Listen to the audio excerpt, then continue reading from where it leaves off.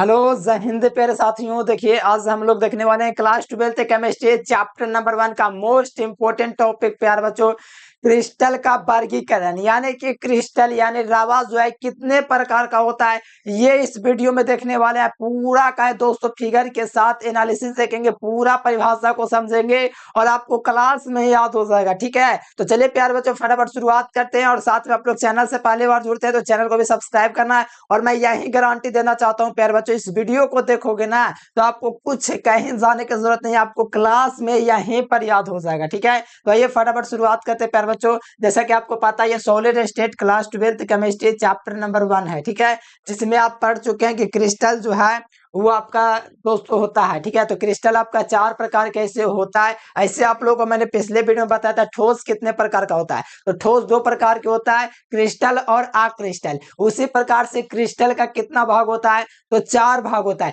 किसके आधार पे, तो आपको याद रखना क्रिस्टल अणुओं के मध्य लगने वाले बल के आधार पर क्रिस्टल जो है मेरे प्यारे स्टूडेंट्स 4 प्रकार के होते हैं। यानी क्रिस्टल अणुओं के मध्य लगने वाले बल के आधार पर क्रिस्टल कितने प्रकार का होता है, तो 4 प्रकार का होता है। तो यहां से ये फटाफट शुरुआत करते हैं। क्रिस्टल 4 प्रकार के होते हैं, सबको पता है, हमें पता है प्यारे बच्चों। वो ही चीज आपको समझना है, क्रिस्टल 4 प्रकार के होते हैं। वो क्रिस्टल जो है कौन कौन से 4 प्रकार है वो सारा चीज देखेंगे। ठीक है, तो चलिए शुरुआत करते हैं प्यारे बच्चों, बस मजे से देखिए। तो पहली बात, क्रिस्टल पूछे या रवा पूछे, क्रिस्टल या रवा एक ही शब्द है। क्या है, क्रिस्टल या रवा क्या एक ही शब्द है, ये बात याद रखना। ठीक है, क्रिस्टल या रवा एक ही चीज है। रवा भी पूछेगा 4 प्रकार, क्रिस्टल भी पूछेगा 4 प्रकार। ठीक है, तो क्रिस्टल 4 प्रकार का होता है, जिसमें से पहला क्रिस्टल का नाम है आयनिक क्रिस्टल। क्या नाम है, आयनिक क्रिस्टल क्या है, तो देखो नाम ध्यान से सुनो, आयनिक क्रिस्टल यानी कि आयन। आपको पता है कि आयन 2 प्रकार का होता है, या धन आयन या तो ऋण आयन। अरे भाई यहाँ पर आपको देखोगे यहाँ से गौर से, तो आयनिक क्रिस्टल का क्वेश्चन ही आंसर दे दिया। आयनिक क्रिस्टल मतलब आयनिक का मतलब आयन वाला क्रिस्टल, मतलब धन आयन और ऋण आयन। तो धन आयन और ऋण आयन का क्रिस्टल आप लोग थोड़ा सा दिमाग लगाएंगे तो आपको ध्यान में आएगा NaCl। ठीक है, NaCl Na पर क्या होता है, प्लस चार्ज होता है, सबको पता है। और Cl पर कौन सा चार्ज होता है, तो सबको पता है कि माइनस चार्ज होता है। तो यहाँ से थोड़ा सा फिगर में देखेंगे ना तो आपको पता चल रहा है कि इस पर आपको प्लस आवेश यहाँ पर आपको देख पा रहा होगा, इस पर माइनस आवेश दिख रहा होगा। यानी प्लस माइनस से मिलकर बना होता है। यानी कि इसके अवयवी घटक जो होते हैं आयन होते हैं, या तो धन आयन हो सकते हैं या तो ऋण आयन हो सकते हैं। उसी प्रकार यहाँ पर आप लोग देखेंगे इसका निर्माण यानी कि आयनिक क्रिस्टल होता है, इसका निर्माण किससे होता है तो आयनिक क्रिस्टल का निर्माण धनायनों, देखिए धनायनों तथा ऋणायनों के योग से होता है, सहयोग से होता है। यानी कि आयनिक क्रिस्टल जो होता है उसका निर्माण धनायनों या तो ऋणायनों के योग से होता है, सहयोग से होता है। यानी सहयोग का मतलब जो होता है साथ में, यानी कि आयनिक क्रिस्टल जो होता है धनायनों और ऋणायनों के सहयोग से होता है। ठीक है, और इनके कणों के मध्य प्रबल आकर्षण बल पाया जाता है। यानी कि अगर सोडियम क्लोराइड मान लीजिए, सोडियम प्लस का है तो Cl क्या है, माइनस है, तो इनके कणों के बीच जो होता है प्रबल आकर्षण बल होता है। जैसे ये आप लोग देख पाओगे क्लोरीन माइनस का और Na प्लस से इनके बीच कणों के मध्य जो होता है ना प्रबल आकर्षण बल होता है। कौन सा बल होता है, प्रबल आकर्षण बल, या इसी को कहा जाता है प्रबल स्थिर या स्थिर वैद्युत आकर्षण बल। इसी को कहा जाता है कौन नाम, स्थिर वैद्युत आकर्षण बल, इससे भी कहा जाता है स्थिर वैद्युत आकर्षण बल पूछे या स्थिर प्रबल आकर्षण बल, दोनों एक ही चीज है। तो बस आपको ये याद रखना है, आयनिक क्रिस्टल में आयनिक क्रिस्टल का निर्माण धनायनों तथा ऋणायनों को योग से होता है। और साथ में मेरे प्यार बच्चों इसके अवयवी घटक आयन होते हैं, ये भी लिख सकते हैं। यानी अवयवी घटक जो होता है, इसके अवयव के जो घटक होते हैं वो आयन होते हैं। ठीक है, तो ये अच्छे तरीके से याद रखना, आपको मुझे उम्मीद है आपको याद हुआ होगा। ठीक है, और इसका एग्जाम्पल सबसे पूछा जाता है कि आयनिक क्रिस्टल का उदाहरण दीजिए। तो देखो जैसे में एग्जांपल हो गया सोडियम क्लोराइड, यहां से हो गया पोटेशियम क्लोराइड, यहां से हो गया कॉपर सल्फेट। ठीक है, और यहां से जिंक सल्फेट और यहां से आपका जिंक ब्लेंड। ठीक है, ये सब उदाहरण किसका है, तो आपको याद रखना आयनिक क्रिस्टल का उदाहरण है। ठीक है, क्लियर है, तो चलिए आगे देखते हैं इसका गुण क्या कहता है। और गुण आपका पूछा जाता है, जो विद्यार्थी इंग्लिश मीडियम के हैं उनके लिए ये वाला रहा इंग्लिश मीडियम के लिए। ठीक है, अब ये आयनिक क्रिस्टल की विशेषता जो है वो आपका क्या किया है। देखो विशेषता पूछा जाता है, अगर आप बिहार बोर्ड के हैं तो बिहार बोर्ड के स्टूडेंट तो और ज्यादा खास करके ध्यान रखिए। क्रिस्टल जो होता है 4 प्रकार के होता है, ये क्रिस्टल सांस हो जाए, क्रिस्टल आयनिक क्रिस्टल, जितने भी सारा पूछने वाला क्वेश्चन है, तो इसको अच्छे तरीके से इंपॉर्टेंट क्वेश्चन की श्रेणी में रखिएगा और याद रखिएगा, बहुत आसान चीज है। जैसे कि आपको पता है कि आयनिक क्रिस्टल की विशेषताएं यहाँ पर मैं चलूंगा लेकर के। तो पहले बात तो इसके अपव्यय घटक कौन होते हैं, हम सभी को पता है इसके अपव्यय घटक जो होते हैं कौन होते हैं, अपव्यय घटक आयन होते हैं। यानी कि आयनिक क्रिस्टल के अपव्यय घटक कौन होंगे।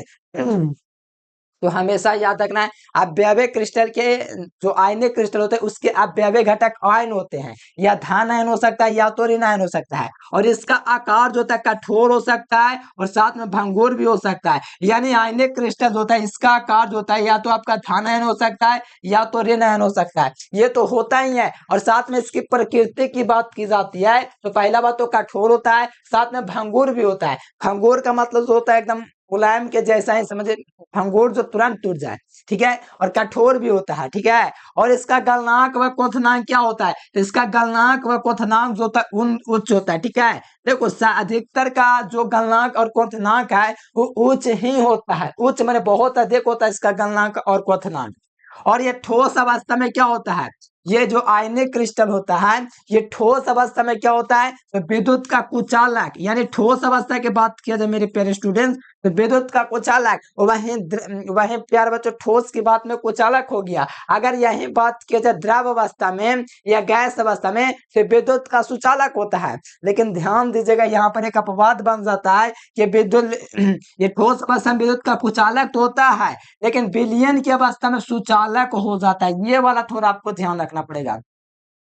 यानी कि ठोस अवस्था में पाया जा रहा है क्रिस्टल तो विद्युत का कुचालक है, अगर इसमें जलीय विलयन में है, लिक्विड फॉर्म में है तो विद्युत का क्या हो जा रहा है, सुचालक हो जा रहा है, ठीक है। कौन, तो आयनिक क्रिस्टल, ध्यान में रखिएगा, ऑब्जेक्टिव में पूछा जा सकता है वह क्रिस्टल जो ठोस अवस्था में विद्युत का कुचालक और जलीय विलयन में विद्युत का सुचालक है होता है, क्या कहलाता है। ऑप्शन में दे देगा आयनिक संयोजक, धात्विक क्रिस्टल, आणविक क्रिस्टल, तो क्या लगाएगा, यही तो आपको पढ़ना है, यही तो आपको समझना है। इसलिए आपको ध्यान में रखना है कि विलयन की अवस्था में विद्युत का सुचालक कौन होता है, तो हमेशा याद रखेगा आयनिक क्रिस्टल। आयनिक क्रिस्टल का बहुत सारा एग्जाम्पल है, sodium chloride, potassium chloride, zinc sulphate, copper sulphate, ये सारा, ठीक है।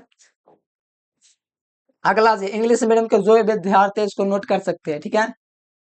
अगला जी सहसंयोजक क्रिस्टल, यानी कि दूसरा क्या है, तो आपका सहसंयोजक क्रिस्टल है। अगला क्या है, सहसंयोजक क्रिस्टल। इसके अपव्यय घटक कौन होते हैं, परमाणु होते हैं, कौन होते हैं, इस सहसंयोजक अबंध द्वारा जुड़ा होता है, कौन जुड़ा होता है, तो सहसंयोजक क्रिस्टल। लेकिन इसके अपव्यय घटक जो छोटे से छोटे जो कण होते हैं वो आपका परमाणु होता है, परमाणुओं से मिलकर बना होता है। देखिए सहसंयोजक क्रिस्टल कोवैलेंट दोस्तों आपका क्रिस्टल, ठीक है, कोवैलेंट क्रिस्टल।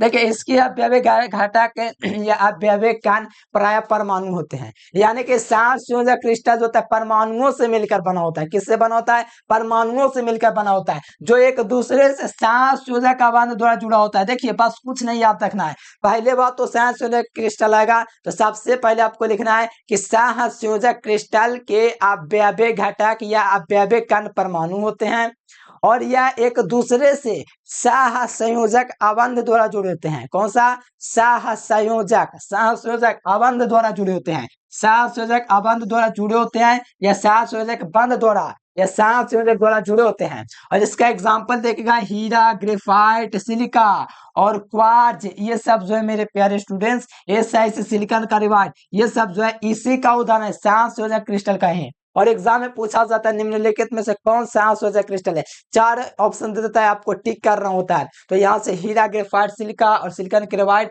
ये सब जो होता है किसका उदाहरण होता है, तो आपको याद रखना कोवैलेंट सॉलिड, यानी कि आपको सहसंयोजक क्रिस्टल याद रखना है।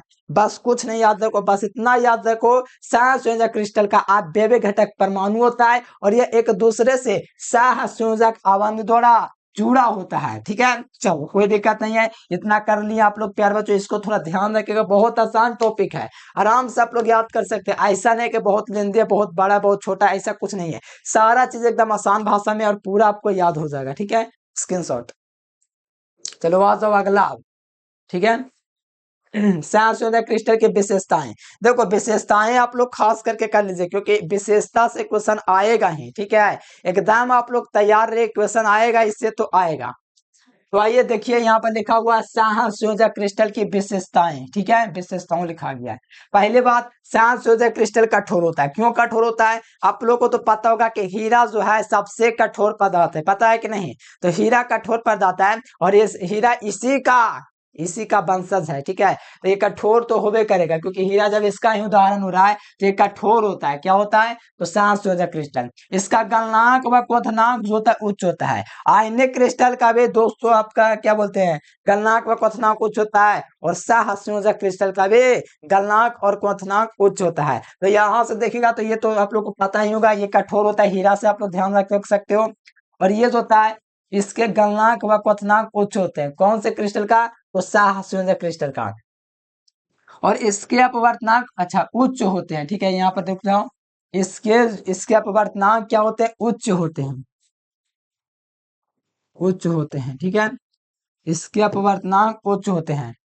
चलो, यहाँ पर आप लोग अगला देख लीजिए, ग्रेफाइट को छोड़ करके जी, ग्रेफाइट को छोड़ करके सभी विद्युत के कुचालक है। यानी ग्रेफाइट जो है ना, इसको छोड़ करके बाकी जितना भी आपका संयोजक क्रिस्टल है विद्युत का कुचालक है। यानी ग्रेफाइट आप लोग देखोगे हर जगह अपवाद में रहता है। यानी ग्रेफाइट जो है विद्युत का सुचालक है, लेकिन ग्रेफाइट को छोड़ करके सब विद्युत का क्या है? कुचालक है।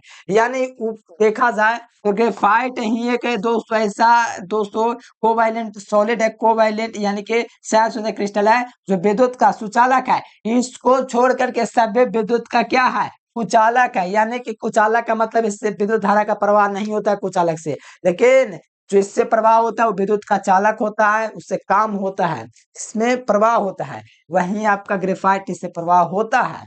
और याद रखेगा ऑब्जेक्टिव के लिए प्रकाश को अवशोषित कर लेता है। तो हमेशा याद रखेगा कि प्रकाश को अवशोषित करने वाला सहसंयोजक क्रिस्टल होता है। कौन से क्रिस्टल? तो सहसंयोजक क्रिस्टल। ये भी आप लोग ध्यान रखिएगा, ठीक है। चलो, अभी यहाँ पर देखो, ये जाल में आग घुलनशील होता है। देखिए कितना इंपॉर्टेंट लाइन आ गया है, जाल में आग घुलनशील होता है। कौन जाल में आग घुलनशील होता है? तो हमेशा याद रखना, जाल में आग घुलनशील होता है वो आपका सहसंयोजक क्रिस्टल होता है। यानी कि सहसंयोजक क्रिस्टल होता है, क्या होता है? जाल में आग घुलनशील होता है, यानी कि जाल में घुलता नहीं है। कौन नहीं घुलता है? तो हमेशा याद रखिएगा सहसंयोजक क्रिस्टल, ठीक है। और ये आप लोग देख सकते हो कोवैलेंट क्रिस्टल्स, आप इंग्लिश मीडियम किया तो इसको कर सकते हैं, ठीक है, इंग्लिश। चलिए आज अगला क्वेश्चन देख लीजिए, आणविक क्रिस्टल क्या है? देखो आणविक क्रिस्टल क्या, बहुत आसान है। आणविक क्रिस्टल में बस आप लोग याद रखो अणु। अब अणुओं से मिलकर बना होता है, कौन से अणु से मिलकर बना होता है वो आप लोग को अब देखना है, ठीक है।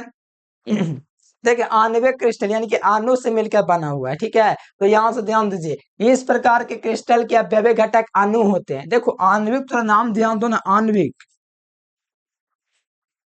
आणविक नाम सुनो, आणविक यानी कि इसमें अणु ही है, ठीक है। तो यहाँ से ध्यान दीजिएगा, इस प्रकार के क्रिस्टल के अवयवी घटक क्या होते हैं? अणु होते हैं, जो एक दूसरे से दुर्बल आकर्षण बल। देखो यहाँ से ऑब्जेक्टिव भी आपका बन जाता है।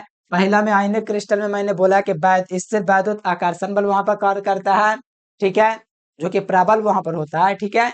फिर उसके बाद मैंने बताया उसमें परमाणुओं द्वारा जुड़ा होता है, तो दूसरा नंबर था संयोजक क्रिस्टल। और इसमें जो होता है दुर्बल आकर्षण बल से जुड़ा होता है, ठीक है। यानी कि इस प्रकार के क्रिस्टल के अवयवी घटक अणु होते हैं। जैसे एग्जांपल में देखिएगा, बर्फ हो गया, आयोडीन हो गया, कार्बन डाइऑक्साइड हो गया, CCl4 हो गया। तो ये सब इसी का उदाहरण है, कार्बन टेट्राक्लोराइड। तो ये सब किसका उदाहरण है? तो आप लोग याद रखिएगा आणविक क्रिस्टल का, ठीक है। बहुत अच्छे तरीके से ध्यान रखिए, ये सब ऑब्जेक्टिव में आपका एग्जाम्पल में पूछा जाता है कि निम्नलिखित में से कौन आणविक ठोस है? तो आयोडीन को I2 दे देगा, बर्फ दे देगा, ठीक है, जल दे देगा। तो ये सब थोड़ा ध्यान में रखिएगा, ये सब आपका क्वेश्चन आते हैं। और देखो यहाँ पर इंग्लिश मीडियम का है ही, साथ में यहाँ पर विशेषता देख लीजिए। और विशेषता देखने के साथ मैं यही कहूंगा आपके परीक्षा में विशेषता पूछा जाता है, इसलिए आप लोग थोड़ा ध्यान रखिएगा। अब अगला देखिए, आणविक क्रिस्टल की विशेषताएं। आणविक क्रिस्टल का क्या क्या विशेषता है? पहले बात तो आणविक क्रिस्टल जो है अणुओं से मिलकर बना होता है, ठीक है, अणुओं से मिलकर बना होता है। तो पहला बार अणु से मिलकर बना होता है, तो पहला बार तो ये तो आप ये अणुओं से मिलकर बना होता है, मतलब ये बाष्पशील हो जाएगा। क्या हो जाएगा? ये बाष्पशील हो जाएगा। और इसका बाष्पशील होने के कारण इसका बाष्प ऊर्जा बहुत कम होगा, क्योंकि दुर्बल ना है, दुर्बल आकर्षण बल से जुड़ा हुआ ना है, इसका बाष्प ऊर्जा का मान कम होता है। और इसका गलनांक व क्वथनांक कम होता है। क्यों? क्योंकि देखो जल्दी खोलेगा नहीं, क्योंकि ये एक तरह से क्या बाष्प के रूप में ना है, तो इस कारण से ये जो है इसका गलनांक व क्वथनांक कम होता है। और ये प्राय नरम होते हैं, नरम होते हैं, ठीक है, नरम होते हैं। कौन? तो आणविक क्रिस्टल, ठीक है। आणविक क्रिस्टल भी आपको देखिए दो प्रकार का ऐसे होता है, लेकिन वो क्या करें प्यारे स्टूडेंट, वो करना जरूरी है, वैसे भी उसको अलग से करवा दें। दो प्रकार का होता है, ध्रुवीय ध्रुवीय, और ऐसे हाइड्रोजन लेके चलेगा तो तीन प्रकार का होता है ये चीज, ठीक है। धात्विक क्रिस्टल आ जाइए, देखिए धात्विक क्रिस्टल होता क्या है, तो यहाँ पर लिखा हुआ धात्विक क्रिस्टल, इसकी अवयवी घटक धनात्मक धातु आयन होते हैं जो एक दूसरे से धात्विक बंधन द्वारा जुड़े होते हैं। यानी कि इसके अवयवी घटक कौन होंगे? तो धात्विक ही होंगे, यानी कि धनात्मक धातु आयन होते हैं जो एक दूसरे से किसके द्वारा जुड़े होते हैं? तो धात्विक बंधन के द्वारा। लोहा, ग्रेफाइट, सॉरी यहाँ पर लोहा, चांदी, कॉपर, निकल, ये सब धातु है, तो इसी के अंतर्गत है। और इसमें एग्जाम्पल देखे, कोई बड़ा चीज नहीं, एक बार में याद हो जाएगा। धातु का गुण है बस वही है।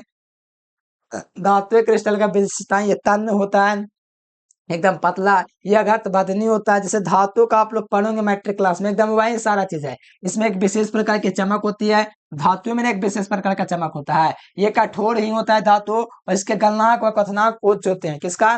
तो धातु का। तो ये था मेरे प्यारे बच्चों ओवरऑल पूरा एकदम बढ़िया तरीके से हम आपको समझा दिए। तो फटाफट आप लोग वीडियो को लाइक कर लीजिएगा, और साथ में चैनल को सब्सक्राइब कर लीजिए, और साथ में नोट्स आपको लेना है प्यारे बच्चों, तैयारी आपको बेहतर तरीका से करना है, तो ये नंबर आपको दे रहे हैं, इस नंबर पर कांटेक्ट करके आप लोग ऑल सब्जेक्ट का नोट्स ले लीजिएगा, और साथ में तैयारी भी आप लोग बेहतर तरीके से कर सकते हैं, ठीक है। और साथ में चैनल को जरूर सब्सक्राइब कर लीजिए। आज के लिए प्यारे बच्चों, आज के लिए फिलहाल इतना है। Thanks for watching this video. जय हिंद, वंदे मातरम।